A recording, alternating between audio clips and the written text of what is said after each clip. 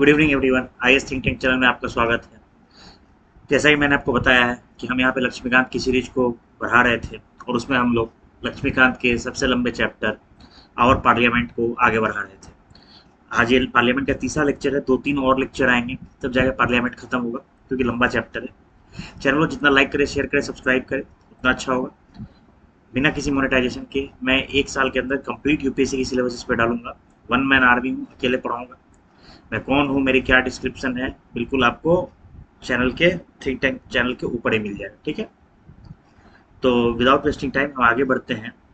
कल हम languages in parliament तक पढ़ लिए थे, अब उसके आगे हम लोग बढ़ते हैं। तो नेक्स्ट जो इंपॉर्टेंट चीज़ है that is rights of ministers and attorney general. देखिए, जो मिनिस्टर है अगर वो लोकसभा के मेंबर है तो उन्हें राइट है कि वो राज्यसभा में प्रोसीडिंग्स में पार्ट ले सकते हैं, डिबेट पे पार्ट ले सकते हैं। हाँ, लेकिन वो वोट नहीं कर सकते, वोट वो सिर्फ लोकसभा में कर सकते हैं। एंड वाइस वर्सा, मतलब वो similar is the case with Rajya Sabha, क्योंकि अगर राज्यसभा के मेंबर हैं, जैसे सरदार मनमोहन सिंह जी राज्यसभा के मेंबर थे तो सिर्फ वोटिंग राज्यसभा में कर सकते थे, लोकसभा में सिर्फ और सिर्फ वो डिबेट में पार्ट ले सकते थे। बात आती है अटॉर्नी जनरल की। अटॉर्नी जनरल को पूरा राइट है, वो दोनों हाउस के प्रोसीडिंग्स में पार्टिसिपेट कर सकते हैं, although he is not a member of any of the two houses, but he cannot vote. तो अटॉर्नी जनरल साहब जो है वो वोट नहीं कर सकते ना, कांट वोट, कांट। ठीक है, ये बात है। एक वेरी फेमस टर्म है लेम डक सेशन। देखो, यूपीएससी ऐसा कुछ नहीं पूछता, लेकिन आप कुछ भी पूछ लेगा जो हालात हो चुके हैं। लेम डक सेशन उसे कहते हैं कि जो लास्ट सेशन हो प्रेजेंट लोकसभा का, ठीक है, लास्ट सेशन हो, याद रखिएगा। जैसे 17वीं लोकसभा की जो लास्ट सेशन होगी after 18th Lok Sabha has been elected, उसे कहते हैं लेम डक सेशन। ठीक है, और ऐसे मेंबर 17वीं लोकसभा के जो कि 18वीं में चुन करके नहीं आ सके उनको लेम डक्स कहते हैं। ठीक है, नेक्स्ट जो हम पढ़ने जा रहे हैं, वेरी इंपॉर्टेंट पार्लियामेंट्री प्रोसीडिंग्स। इसमें बहुत सारी पार्लियामेंट्री प्रोसीडिंग्स गिवन है लक्ष्मीकांत में, पर कुछ रेलिवेंट है, कुछ रेलिवेंट उतनी नहीं है। जो ज़्यादा रेलिवेंट है उनमें मैं ये भी बताऊंगा कि क्या पूछा जाता है, क्या नहीं पूछा जाता है। तो first is the question hour. किसी भी दिन जब पार्लियामेंट की प्रोसीडिंग्स स्टार्ट होती है तो जो पहली आवर होती है that is called the question hour. ठीक है, और जो क्वेश्चन आवर है वो बेसिकली हम लोग आगे देखेंगे कि वो एक तरीके का आप मतलब you can say this a kind of tool जिससे अपोजिशन सरकार को उसके यू कैन से चेक में रखता है। So it is a tool for parliamentary proceeding, better known as tool for checks and balances. ठीक है, इस दौरान क्या होता है, फर्स्ट सेशन याद रखिएगा, ये पूछा जाता है, पहला आवर होता है क्वेश्चन आवर। इसमें जो अपोजिशन के लोग हैं वो सरकार से, मंत्री से सवाल पूछते हैं। अब यहाँ बहुत इंपॉर्टेंट सवाल बताया, तीन मेनली दो तरह क्वेश्चन होते हैं, start question, unstarred question. Start question वो होते हैं जिनकी जवाब ओरली दी जाती है मंत्री द्वारा, और चूंकि जवाब ओरली दी जाती है तो सप्लीमेंट्री क्वेश्चन भी फॉलो होता है। एक होते हैं अनस्टार्ट क्वेश्चन, उसका जवाब मंत्री महोदय लिख करके देते हैं, और चूंकि लिख करके देते हैं तो it can also be it, तो सप्लीमेंट्री का कोई वो मतलब नहीं होता, सप्लीमेंट्री क्वेश्चन फॉलो नहीं करते हैं। एक होता है शॉर्ट नोटिस क्वेश्चन, ठीक है, जो 10 दिन के नोटिस देने से लेस देन 10 डेज के नोटिस दे करके पुट अप किया जा सकता है मंत्री को। ठीक है, तीन तरह के क्वेश्चन है। नेक्स्ट जो आता है, ठीक है, दैट इज जीरो आवर। जो यहीं पर एक बात लिखी है कि क्वेश्चन आवर जो है, देखिए ये मैं आपको बता दूं, या श्रीकांत ने मेंशन अभी तक नहीं था कि जो क्वेश्चन आवर है ना, वो रूल्स ऑफ प्रोसीजर में मेंशन्ड है। ठीक है, रूल्स ऑफ प्रोसीजर में मेंशन्ड है, नॉट मेंशन्ड इन कॉन्स्टिट्यूशन। याद रखिए, कॉन्स्टिट्यूशन के अंदर ये नहीं मेंशन्ड है, ना ही ये RPA, representative of people act, representation of people act के तहत मेंशन्ड है। ये मेंशन है रूल्स ऑफ प्रोसीजर के तहत, रूल्स ऑफ प्रोसीजर के तहत ये मेंशन है। ठीक, अब आता है जीरो आवर। जीरो आवर जो होता है ये रूल्स ऑफ प्रोसीजर में भी नहीं मेंशन है। ये सब अंतर है जहां हिट किया जाता है सवाल को, मैं आपको वही बता, रूल्स ऑफ प्रोसीजर में भी नहीं मेंशन है। ठीक है, ये एक डिवाइस है, टूल है मेंबर ऑफ पार्लियामेंट को अवेलेबल, जिससे बिना किसी नोटिस दिए, देखिए ये वेरी इंपॉर्टेंट है, विदाउट एनी प्रायर नोटिस आप मैटर को रेज कर सकते हैं। ठीक है, पार्लियामेंट। क्वेश्चन आवर के जस्ट बाद सबसे पहले स्टार्ट होती है दिन क्वेश्चन आवर से, और उसके तुरंत बाद हो जाता है जीरो आवर। क्या होता है, जीरो आवर। ठीक है, और उसके बाद क्या होता है, agenda of the day. Zero hour फिर एजेंडा ऑफ द डे, ऐसे नहीं दिखेगा तो मैं इधर लिख रहा हूँ। सबसे पहले जो संसद में दिन की शुरुआत होती है वो स्टार्ट होती है क्वेश्चन आवर से, है ना, followed by 0 hour, then followed by transaction of business, है ना, ट्रांजैक्शन ऑफ बिजनेस। ठीक, अब जो क्वेश्चन आवर है और रूल्स ऑफ प्रोसीजर में मेंशन है, संविधान में नहीं मेंशन है। 0 आवर भी ना तो संविधान में मेंशन है, ना ही रूल्स ऑफ प्रोसीजर में मेंशन है।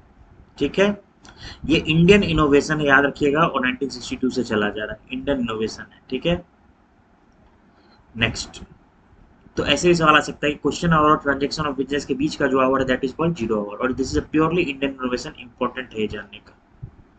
नेक्स्ट हम लोग बात करते हैं मोशंस। मोशन क्या होता है, यू कैन से जो मोशन है it is a kind of resolution. तो all motions are resolutions but all resolutions are not motions, है ना।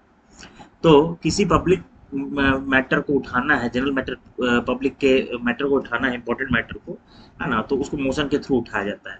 टाइप्स ऑफ मोशन जो है 3 प्रकार के मेनली डिस्ट्रीब्यूटेड है, फिर उसके अंदर सब टाइप भी है। एक होता है सब्सटेंटिव मोशन, जो ओरिजिनल मोशन होता है ना, जो बिल्कुल फ्रेश या यू कैसे ओरिजिनल मैटर को डील करता है, that is called substantive motion, है ना। ओरिजिनल मोशन होता है that is called substantive motion, original and fresh. Next जो होता है सब्स्टिट्यूट मोशन, जो एक मोशन के किसी हिस्से को अमेंड करता है, या यू कैन नॉट से अमेंड, सब्स्टिट्यूट करता है ना, उसे सब्स्टिट्यूशन मोशन कहते हैं। एक होता है सब्सिडियरी मोशन। सब्सिडियरी मोशन क्या होता है, जो खुद जिसकी ओरिजिनल एग्जिस्टेंस नहीं है, इंडिपेंडेंट एग्जिस्टेंस, वो किसी और प्रीवियस मोशन के सबसेट के रूप में आता है ना। इसके भी कई प्रकार है, ancillary motion, superseding motion, amendment motion. Amendment motion समझ सकते हैं, जो ओरिजिनल मोशन के किसी हिस्से को अमेंड करे। सुपरसीडिंग की ओरिजिनल मोशन के किसी हिस्से को सुपरसीड करे, मतलब उसको रिप्लेस कर दे। एंसिलियरी मोशन, है ना, तो it is used as the regular way of proceeding with various kinds of business. वो बिजनेस से रिलेटेड होता है, कुछ खास होता है। तो याद रखना है 3 होते हैं, सब्सटेंटिव, सब्सिडियरी एंड सब्स्टिट्यूट। तो सब्सटेंटिव और सब्सिडियरी, है ना, सब्सटेंटिव ओरिजिनल हो गए, सब्स्टिट्यूट सब्स्टिट्यूशन के लिए यूज होता है, और सब्सिडियरी 3 प्रकार के होते हैं, ancillary, amendment and superseding. Clear है। क्लोजर मोशन, देखिए किसी मुद्दे पे डिबेट चल रहा है तो कैसे क्लोज होता है, उसके भी कई प्रकार है। पहला सिंपल क्लोजर, एक एक मैटर की डिस्कशन भरपूर हो गई तब क्लोज किया, that is simple closure. Compartmental closure, कि भैया ब्रॉड हिस्सों में बांट दिया, उन ब्रॉडली एक एक पॉइंट को नहीं डिस्कस किया, ब्रॉडली उन कंपार्टमेंट को डिस्कस किया और उसके बाद क्लोजर कर दिया। कंगारू क्लोजर, ऐसे याद रखिएगा, कंगारू ऑस्ट्रेलिया का इंपॉर्टेंट एनिमल है, तो इससे मैं ऐसे याद रखता था कि इंपॉर्टेंट जो भी क्लॉजेस है बस उनको डील की जाती है और क्लोजर कर दी जाती है। लास्ट है गिलोटिन क्लोजर, इसमें बस जो मैटर डिस्कस हुआ है उसको पास किया जाता है, उसके साथ साथ जो अनडिस्कस्ड है वो भी पास कर दिया जाता है। तो याद रखिएगा, इंपॉर्टेंट है, मेंस के पॉइंट ऑफ व्यू से भी पूछा जा सकता है कि discuss the different types of motions available in closer motions available in Indian parliamentary proceedings. Privilege motion, कोई मंत्री फ्लोर ऑफ द हाउस पे चीट कर रहा है, झूठ बोल रहा है, तो उसके अगेंस्ट प्रिविलेज मोशन लाया जाता है। ठीक है, चीट करना मतलब डिस्टॉर्टेड फैक्ट, गलत फैक्ट बोल रहा है। कॉलिंग अटेंशन मोशन, ये भी है कि किसी अर्जेंट पब्लिक इंपॉर्टेंट मैटर के हाउस की जो नज़र है, हाउस का जो ध्यान है उसको आकर्षित किया जाता है। ठीक है, regarding any urgent important public matter. ठीक है, ये भी 0 आवर की तरह, ठीक है, इंडियन इनोवेशन है। तो याद रखिएगा, इंडियन प्योरली इंडियन इनोवेशन कौन कौन है पार्लियामेंट्री प्रोसीडिंग्स के अंदर, तो एक है 0 आवर, नॉट क्वेश्चन आवर, है ना, एक है 0 आवर और एक है कॉलिंग अटेंशन मोशन। क्या है? Calling attention motion. ठीक, लेकिन एक बात याद रखिएगा, 0 आवर रूल्स ऑफ प्रोसीजर में नहीं मेंशन है, लेकिन इट इज मेंशन। तो याद रखिएगा, 0 आवर रूल्स ऑफ प्रोसीजर में नहीं मेंशन है, लेकिन क्वेश्चन आवर और कॉलिंग अटेंशन मोशन जो होता है वो रूल्स ऑफ प्रोसीजर में मेंशन है। नेक्स्ट वेरी इंपॉर्टेंट थिंग आ रहा है, censure motion versus no confidence motion. देखिए सेंसर मोशन किसे कहते हैं, दोनों में डिफरेंस क्या है, एक बार हम नीचे आ जाएं या फिर ये देख लेते हैं। सेंसर मोशन किसे कहते हैं, देखिए ये किसी एक मिनिस्टर या पूरे काउंसिल ऑफ मिनिस्टर के अगेंस्ट लाया जा सकता है। नो कॉन्फिडेंस मोशन हमेशा पूरे काउंसिल ऑफ मिनिस्टर के अगेंस्ट लाया जाता है। सेंसर मोशन कब लाया जा रहा है उसके पीछे रीजन बताना है। नो कॉन्फिडेंस मोशन में कोई भी रीजन नहीं बताया जाता है। अगर सेंसर मोशन पास हुआ तो कोई जरूरी नहीं कि गवर्नमेंट रिजाइन करे। नो कॉन्फिडेंस मोशन पास हो गया तो वहीं सरकार खत्म हो जाती है, यानी उसका रेजिग्नेशन मैंडेटरी हो जाता है। ठीक है, अच्छा, क्यों मूव किया जाता है censure motion? For censoring council of minister, किसी उनके गलत पॉलिसी या एक्शन के तहत उन्हें सेंसर करना, ठीक है, रेप्रीमांड करना। नो कॉन्फिडेंस मोशन कहा जाता है जब हाउस जो है वो कॉन्फिडेंस लूज कर चुका है, ठीक है। नो कॉन्फिडेंस मोशन बिल्कुल घातक होता है क्योंकि सरकार चली जाती है। सेंसर मोशन में ऐसा नहीं होता, थोड़ी बेइज्जती होती है और कुछ नहीं होता है। एडजर्नमेंट मोशन, एडजर्न देखिए अंतर समझिएगा, ये वो एडजर्नमेंट नहीं है जो हम लोग पहले पढ़े थे, प्रोरोगेशन एडजर्नमेंट वाला। ये एडजर्नमेंट मोशन है, वो सिर्फ एडजर्नमेंट है, वो किसी हाउस की सिटिंग को खत्म करता है। ये एडजर्नमेंट मोशन है किसी इंपॉर्टेंट पब्लिक मैटर के तहत सरकार का या हाउस का ध्यान आकर्षित ये भी करता है। और इसको पाने के लिए 50 मेंबर्स का कम से कम, ये एडमिट तभी होगा मोशन जब कम से कम 50 मेंबर्स ऑफ द पार्लियामेंट का सपोर्ट होगा, ठीक है। ये एक एक्स्ट्रा ऑर्डनरी डिवाइस है क्योंकि normal transaction of the house को रोक करके वो मैटर को हाईलाइट करता है, ठीक है। और it is only available in Lok Sabha, very important, ये सब इंपॉर्टेंट है प्रीलिम्स के लिए। Only in Lok Sabha, censure motion सिर्फ और सिर्फ लोकसभा में होता है, राज्यसभा में नहीं होता है। इस पर डिस्कशन कम से कम ढाई घंटे कम से कम डिस्कशन होना चाहिए। 2 घंटे 30 मिनट का डिस्कशन मिनिमम होना चाहिए। Censure motion, sorry adjournment motion में मिनिमम डिस्कशन होना चाहिए, ठीक। कुछ इंपॉर्टेंट हाइलाइट्स हैं कि जो एडजर्नमेंट मोशन होता है कब कब पास किया जा सकता है। पहली बात, कोई अर्जेंट मैटर हो उस पर होना चाहिए, कोई सब जुडिश मैटर को डील नहीं करना चाहिए, ठीक है। इसके अलावा सिर्फ सिंगल मैटर को डील करना चाहिए, नॉट मल्टीपल ऑफ मैटर। ऐसा कुछ क्वेश्चन ऑफ प्रिविलेज नहीं रेज होना चाहिए, ठीक है। स्पेसिफिक होना चाहिए, जनरल टर्म्स में नहीं होना चाहिए। सेम सेशन में कोई मैटर डिस्कस हो गया वो नहीं होना चाहिए, ठीक है। और एक लास्ट पॉइंट है, it should not raise any question that can be raised on a distinct motion. एक अलग मोशन ला करके जिसको डिस्कस किया जा सकता है उसको रेज नहीं करना चाहिए। No confidence motion, article 75 swim and sand together वहीं से डील करता है, मैंने आपको बता दिया। सेंसर मोशन बता दिया, दोनों के बीच में डिफरेंस बता दिया। मोशन ऑफ थैंक्स क्या होता है? मोशन ऑफ थैंक्स जिसको लेके अभी बहुत बवाल हुआ है, राष्ट्रपति का अभिभाषण। जब भी कोई पहली लोकसभा गठित हुई तो उसका जो पहला सिटिंग होता है उसका पहला दिन, या हर साल फाइनेंशियल ईयर का पहला जो सिटिंग होता है उसमें राष्ट्रपति अभिभाषण देते हैं, मोशन ऑफ थैंक्स देते हैं, है ना। उसमें वो जनरली गवर्नमेंट की अचीवमेंट्स और जो उसके आने वाले टाइम्स में एम्स एंड ऑब्जेक्टिव्स गोल्स हैं उसको डिस्कस करते हैं। फिर इसको अलग अलग हाउसेज में पास किया जाता है। अगर लोकसभा में डिफीट हो गया तो सरकार चली जाएगी, और राज्यसभा में डिफीट हुआ तो सरकार जाती नहीं, एक तरह से बेइज्जती होती है, ठीक है।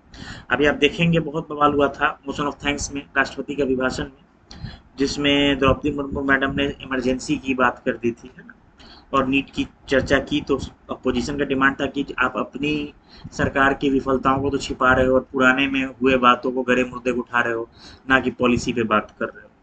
नॉट येट नेम्ड मोशन, इसमें क्या होता है कि स्पीकर डिस्कस करने के लिए एक्सेप्ट तो कर ले, लेकिन किसी पर्टिकुलर दिन का अलॉटमेंट नहीं किया किस दिन होगा, है ना। इसके अलावा बिजनेस एडवाइजरी कमेटी के ठीक है, इसके बाद स्पीकर या तो बिजनेस एडवाइजरी कमेटी से डिस्कस करके या लीडर ऑफ द हाउस से डिस्कस करके एक दिन दे देते हैं कि इस टाइम पे आप इसको डिस्कस कर सकते हैं। पॉइंट ऑफ ऑर्डर कब रेज किया जाता है? जब हाउस में कोई रूल्स, आप देखते होंगे अक्सर खासकर असदुद्दीन ओवैसी को, कि एक डायरी लेके खड़ा हो जाते हैं कि भाई madam rule is not being followed, तो पॉइंट ऑफ ऑर्डर होता है। तब रेज किया जाता है जब जनरली विपक्ष कहता है कि जो सरकार है वो अपने रूल्स को, जो हाउस के रूल्स हैं और तरीके हैं उनको फॉलो नहीं कर रहा है, ठीक। Next, half an hour discussion. Half an hour discussion किसे कहते हैं? कोई इंपॉर्टेंट पब्लिक मैटर है उसको डिस्कस करने के लिए ये डिस्कशन ली जाती है, ठीक है।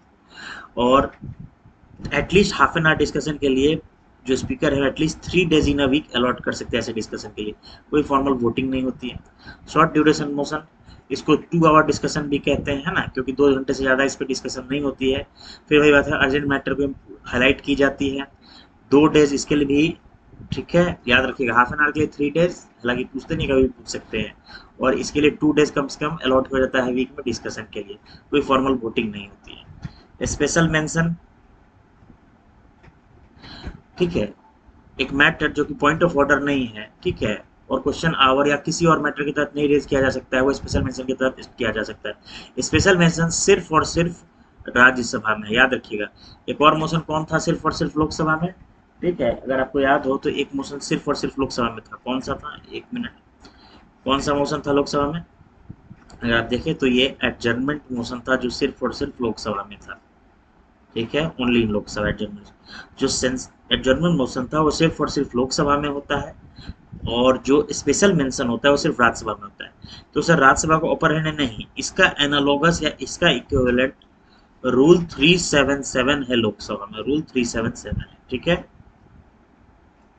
नेक्स्ट बात करते हैं रिजोल्यूशन। जैसे मैंने आपको बताया कि रिजोल्यूशन सुपर सेट है ना, रिजोल्यूशन जो होते हैं ये सुपर सेट होते हैं, उसके अंदर जो सबसेट होता है वो मोशन होता है, ठीक है। तो किसी मैटर को रेज करना है गवर्नमेंट के हाउस के सामने तो रिजोल्यूशन के थ्रू ही आता है, ठीक है। अच्छा, सॉरी,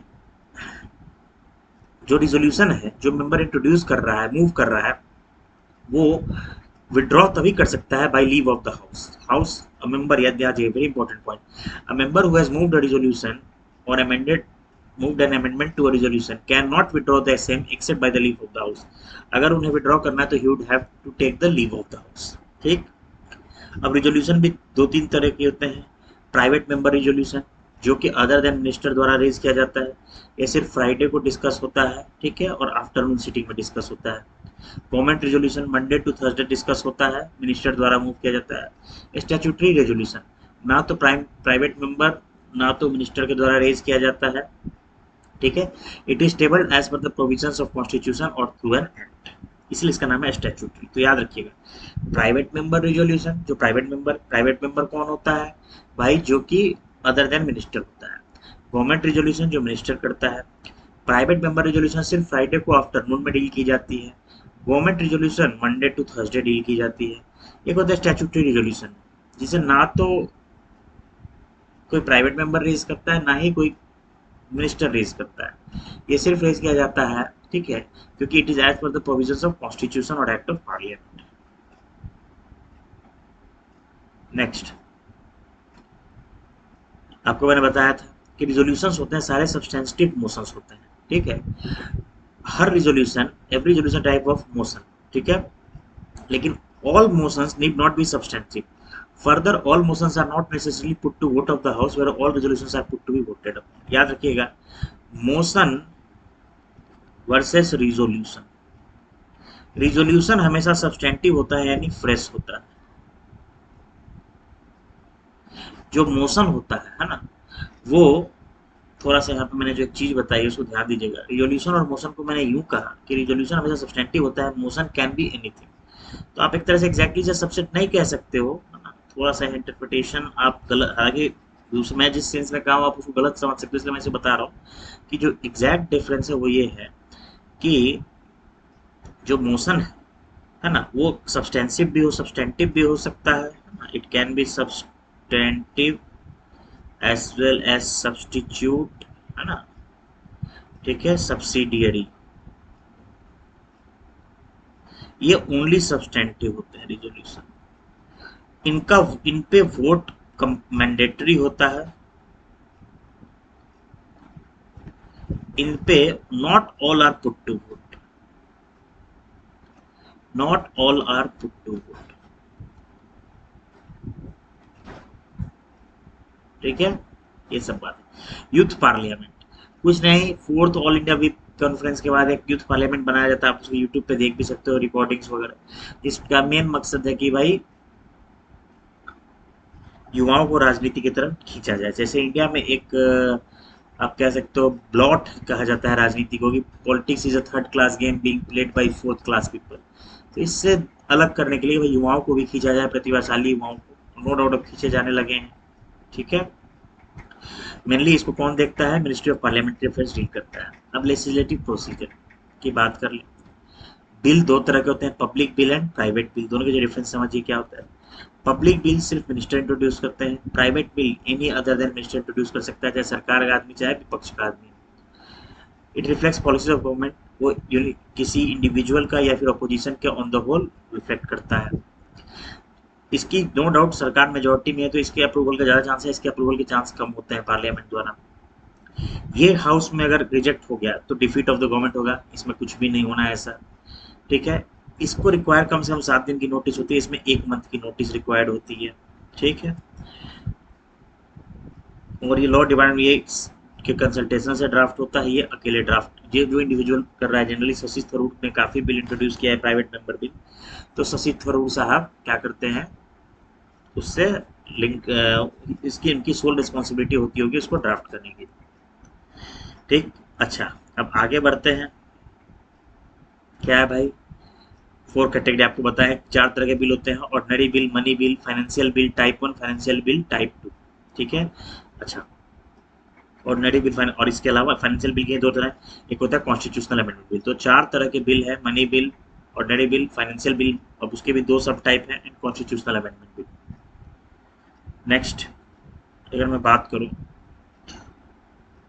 तो क्या प्रोसेस है किसी बिल को पास करने का, तो फर्स्ट रीडिंग में कुछ भी नहीं, क्या होता है, बिल को मिनिस्टर जो या फिर जो प्राइवेट मेंबर है बस इंट्रोड्यूस करते हैं। ठीक, उसके बाद ही takes the leave of the house to introduce and publish it in the, ठीक है, गजट ऑफ इंडिया। ठीक है, कोई डिस्कशन नहीं होता है, और बिल इंट्रोड्यूस करने से पहले अगर गजट में, इंडियन गजट में जा चुका है तो वो उसके लिए leave for its introduction leave is not necessary.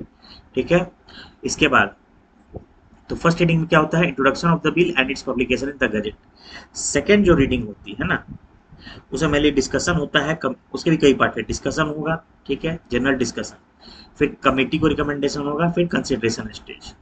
General discussion में क्या होता है कि एक एक पॉइंट को नहीं डील की जाती है, details of the bill are not discuss, बस ओवरऑल प्रिंसिपल को डिस्कस की जाती है। अब हाउस यहाँ पे कुछ काम कर सकता है, क्या क्या फैसला ले सकता है, तुरंत कंसिडरेशन कर सकता है, या किसी सिलेक्ट कमेटी को भेज सकता है, या किसी ज्वाइंट कमेटी को भेज सकता है, या पब्लिक ओपिनियन के लिए भेज सकता है। सिलेक्ट कमेटी देखिए क्या होती है, सिलेक्ट कमेटी में जिस हाउस में बिल ओरिजिनेट हुआ है सिर्फ उसके मेंबर होते हैं।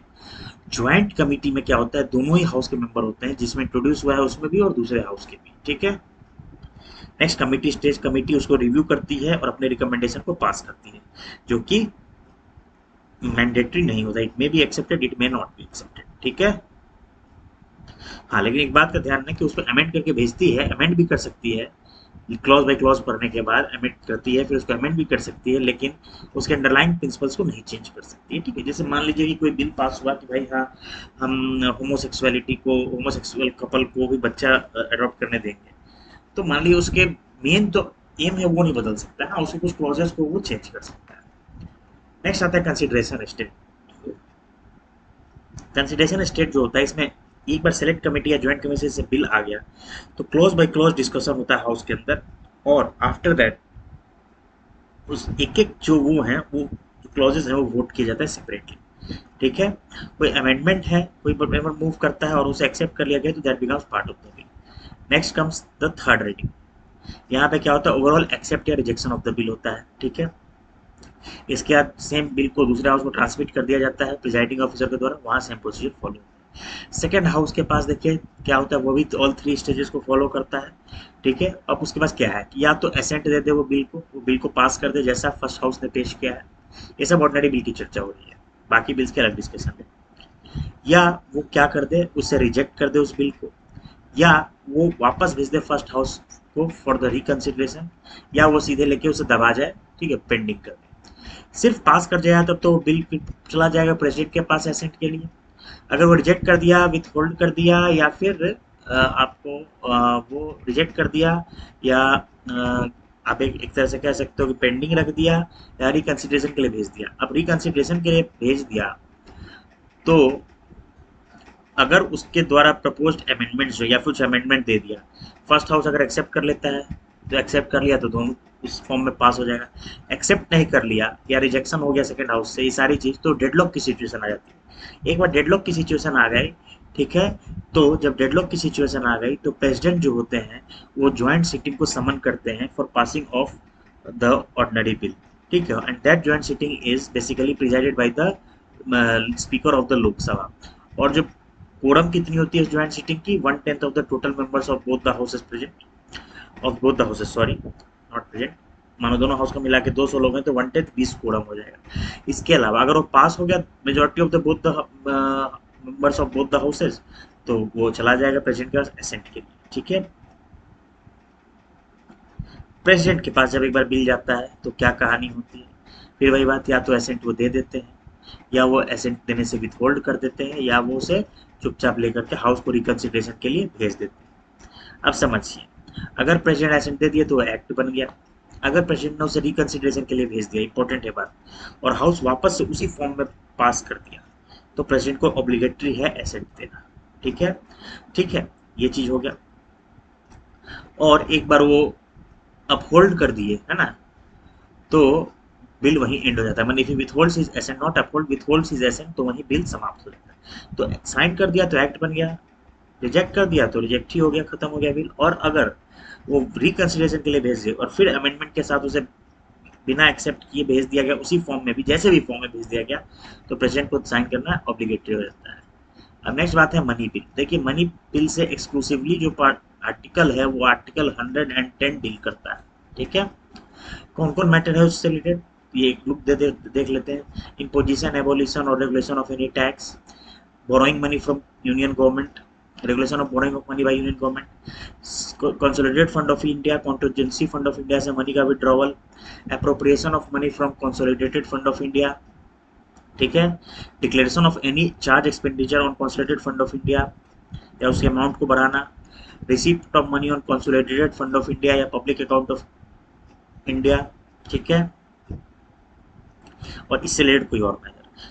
ठीक है, लेकिन सिर्फ और सिर्फ यहाँ कैविएट भी दिया जिससे प्रीलिम्स 2018 ने सवाल पूछा था, लेकिन सिर्फ और सिर्फ इन्हीं मैटर्स की वजह से कोई मनी बिल नहीं हो सकता कि अगर वो सिर्फ फाइन के लिए है, पेनल्टी के लिए है, या लाइसेंस फी के लिए है, या सिर्फ और सिर्फ कोई लोकल पर्पस या लोकल अथॉरिटी के द्वारा जो टैक्स लगाया जा रहा है ना, उससे रिलेटेड है, तो सिर्फ तो वो मनी बिल में काउंट नहीं होगा। Who is decides whether it is a money bill or an ordinary bill? It's the speaker of the Lok Sabha. His decision is final. Rajya Sabha के चेयरमैन नहीं कर सकते। एक चीज, मनी बिल के साथ कुछ कंडीशंस है, it can only be introduced in the Lok Sabha. दूसरी चीज की लोकसभा में भी उसे प्रायर प्रेसिडेंट के अप्रूवल के बाद ही वो, रिकमेंडेशन ऑफ द प्रेसिडेंट के बाद ही वो इंट्रोड्यूस हो सकता है। ठीक है, ये हमेशा गवर्नमेंट बिल होगा and can only be introduced by a minister. कोई भी प्राइवेट मेंबर मनी बिल को इंट्रोड्यूस नहीं कर सकता है। ठीक है, अब जब लोकसभा से पास होकर राज्यसभा में गया, तो राज्यसभा के पास क्या है, देखिए, या तो वो एक्सेप्ट कर ले, रिजेक्ट वो कर नहीं सकता, ना ही अमेंड कर सकता है। वेरी इंपॉर्टेंट, यहाँ पे अपर हैंड है लोकसभा को, ना तो वो रिजेक्ट कर सकता है मनी बिल को राज्यसभा, ना ही अमेंड कर सकता है। सिर्फ वो रिकमेंडेशन कर दे सकता है, वो भी 14 दिन के अंदर भेज देना है रिकमेंडेशन करके लोकसभा को। अगर लोकसभा एक्सेप्ट कर लेता है उन रिकमेंडेशन को, तो जो न्यू बिल है रिकमेंडेड फॉर्म अमेंडमेंट्स के साथ, उस तरीके से रिकमेंडेड चेंजेस के साथ पास होगा। अगर लोकसभा के ऊपर नहीं भी एक्सेप्ट करता है तो एज इट इज फॉर्म में उसको आपको पास करते हो जाएगा। और इनकेस वो 14 दिन से ज़्यादा डिलेट कर दिया राज्यसभा ने भेजने में, तो समझ लीजिए कि ऑटोमेटिकली डिफॉल्टली वो पास हो जाता है। तो नो डाउट यहाँ पे बहुत हैवी अपर हैंड दिया गया है लोकसभा को एज कम्पेयर टू राज्यसभा। ठीक है, यही सब बातें लिखी हुई है। तो मनी बिल के रेस्पेक्ट में नो डाउट लोकसभा को अपर हैंड है, ऑर्डिनरी बिल के केस में दोनों को आप समझ सकते हो बराबर समान पावर है। ठीक है, अच्छा, यही सब कहानी लिखी गई है।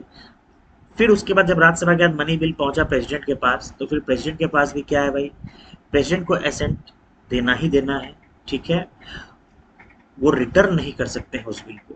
ठीक है, तो क्या क्या कर सकते हैं, he may give his assent to the bill और विथहोल्ड हिज एसेंट, या तो एसेंट नहीं देंगे या देंगे, वो रिटर्न नहीं कर सकते हैं रिकंसिडरेशन ऑफ द हाउस के लिए। जनरली वो दे ही देते हैं, क्योंकि प्रायर उन्हीं के रिकमेंडेशन के बाद मनी बिल इंट्रोड्यूस होता है। तो देखिए वो क्या क्या कर सकते हैं, he can withhold his assent, मतलब हम साइन ही नहीं करेंगे, और he can give his sign, तो एक्ट बन जाएगा, मनी बिल से मनी एक्ट बन जाएगा। लेकिन ऐसा भी हो सकता है, लोग जैसे ऑर्डिनरी बिल में होता था कि रिकंसिडरेशन के लिए भेज देते थे, यहाँ पर वो रिकंसिडरेशन के लिए नहीं भेजते। ठीक है, यहाँ पे वो रिकंसिडरेशन के लिए नहीं भेजते हैं। एक सेकेंड, मैं थोड़ा सा लाइट्स को चेंज करता हूँ। यहाँ पर वो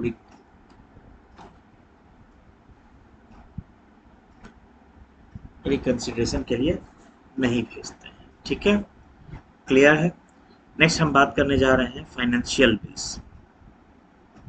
देखिए, फाइनेंशियल बिल्स बेसिकली 3 तरीके के होते हैं। एक तो मनी बिल, देखिए आर्टिकल 110, एक होता है फाइनेंशियल बिल टाइप 1 आर्टिकल 117, एक फाइनेंशियल बिल टाइप 2 आर्टिकल 117(1) था और एक 117(3), है ना। उससे पहले हम लोग देख लेते हैं कि क्या अंतर है मनी बिल और ऑर्डिनरी बिल में। ऑर्डिनरी बिल दोनों हाउस में किसी में इंट्रोड्यूस हो सकता है, मनी बिल सिर्फ लोकसभा में इंट्रोड्यूस हो सकता है। ऑर्डिनरी बिल को मिनिस्टर या प्राइवेट मेंबर कोई भी इंट्रोड्यूस कर सकता है, मनी बिल को सिर्फ और सिर्फ मिनिस्टर इंट्रोड्यूस कर सकता है। ठीक है, जो ऑर्डिनरी बिल में प्रायर रिकमेंडेशन नहीं चाहिए प्रेसिडेंट को इंट्रोड्यूस करने के लिए, मनी बिल में चाहिए। Ordinary bill can be rejected as well as amended by the Rajya Sabha. Money bill cannot be rejected, neither rejected nor amended by Rajya Sabha, upper hand है लोकसभा को। इसके अलावा ऑर्डिनरी बिल 6 महीने तक दबा के रख सकता है राज्यसभा, ये सिर्फ 14 दिन के लिए दबा के रख सकता है मनी बिल को, ठीक है। जब कोई सर्टिफिकेशन नहीं चाहिए लोकसभा से राज्यसभा में ऑर्डिनरी बिल को जाने के लिए, लेकिन मनी बिल के सर्टिफिकेशन चाहिए, ठीक है। प्रेसिडेंट की बात करें तो ऑर्डिनरी बिल में प्रेसिडेंट के पास 3 चीजें हैं, असेंट दें, विथहोल्ड कर दें या रिकंसिडरेशन के लिए लौटा दें। यहाँ पर प्रेसिडेंट के पास मनी बिल में क्या है कि वो या तो एसेंट दें या विथहोल्ड कर दें, उसे रिकमेंडेशन के लिए उसे रिकंसिडरेशन के लिए वापस नहीं कर सकते हैं। अगर ऑर्डिनरी बिल डिफीट होता है तो रेजिग्नेशन ऑफ गवर्नमेंट हो सकता है, और मनी बिल डिफीट होता है तो resignation of the government. Money bill अगर लोकसभा में हुआ और ऑर्डिनरी बिल यहाँ पे दोनों सिमिलर है, लोकसभा में डिफीट हुआ तो रेजिग्नेशन ऑफ द गवर्नमेंट हो जाती है, ठीक है। यही सब बात है। अब आते हैं हम लोग next financial bill of type 1। देखिए फाइनेंशियल बिल ऑफ टाइप 1 जो है वो 110 आर्टिकल, मनी बिल वाले सारे चीज प्रोविजंस तो रखता ही है, इसके अलावा कुछ अदर जनरल लेजिस्लेशन की बातें भी करता है। ये कुछ हद तरह का है, एक तरह से आप समझ सकते हो कि क्वासी मनी बिल है। कुछ एस्पेक्ट्स में ये मनी बिल की तरह है, कुछ एस्पेक्ट्स में ऑर्डिनरी बिल की तरह है। किस एस्पेक्ट्स में मनी बिल की तरह है? क्योंकि इसका भी इंट्रोडक्शन सिर्फ और सिर्फ लोकसभा में होगा, और इसका भी इंट्रोडक्शन प्रेसिडेंट के प्रायर रिकमेंडेशन के अप्रूवल के बाद ही होता है, ठीक है।